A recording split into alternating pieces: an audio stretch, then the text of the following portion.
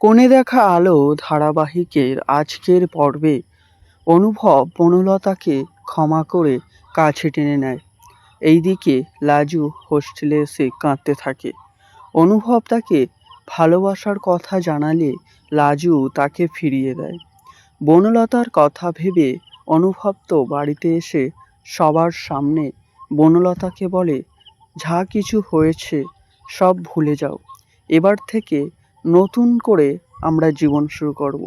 এটা শুনে বনলতা তো মনে মনে খুব খুশি। সে ভাবে এবার থেকে ভালো হয়ে যাবে সে। তারপর অনুভব ঘুমাতে যাবে, লাজুর কথা মনে পড়ে। সে লাজুর কথাই ভাবতে থাকে আর মনে মনে বলে যে এটা কিন্তু ভালো হলো না। তারপর বনলতা বলে, অনুভব তুমি চুপ কেন?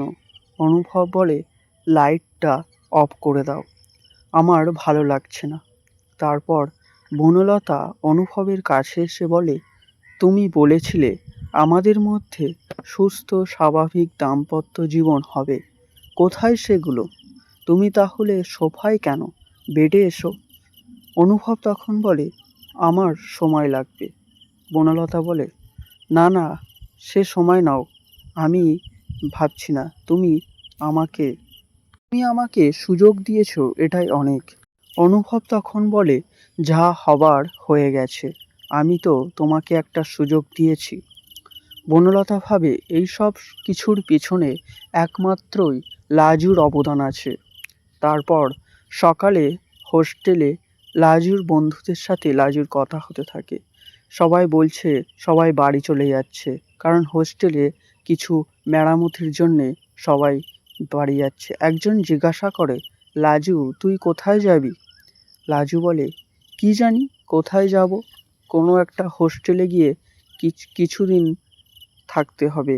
তখন একটা বন্ধু বলে, তুই আমাদের বাড়িতে চল লাজু, মা খুব ভালো, কোনো সমস্যাই হবে না।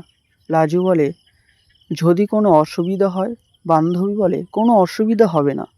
এইদিকে বনলতা আসে, লাজুকে বলে, তুই যে আমার কত বড় উপকার করেছিস যে, তাই আমি তোর কাছে ক্ষমা চাইতে এসেছি, প্লিজ আমাকে ক্ষমা করে দে।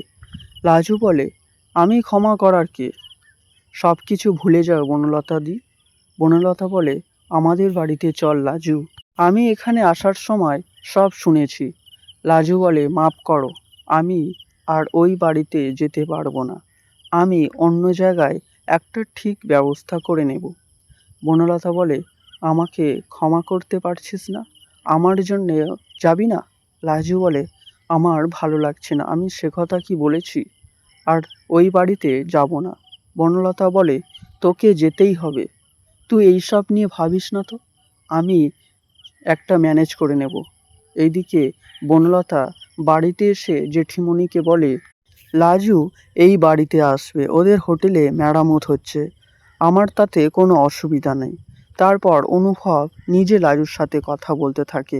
অনুভব বলে, তুমি ভয় পেও না, চলে আসো এই বাড়িতে। অনুভব বলে, তুমি কি আবার আমার প্রতি দুর্বল হয়ে যাবে বলে আসছো না? লাজু এবার কি করবে? অনুভবের কথায় আসবে, তাই ভাবছে। বনলতা ভাবছে, লাজুকে আমি আর কোনো কষ্ট দেব না। বন্ধুরা, এই ছিল কোণে দেখা আলো ধারাবাহিকের আগামীর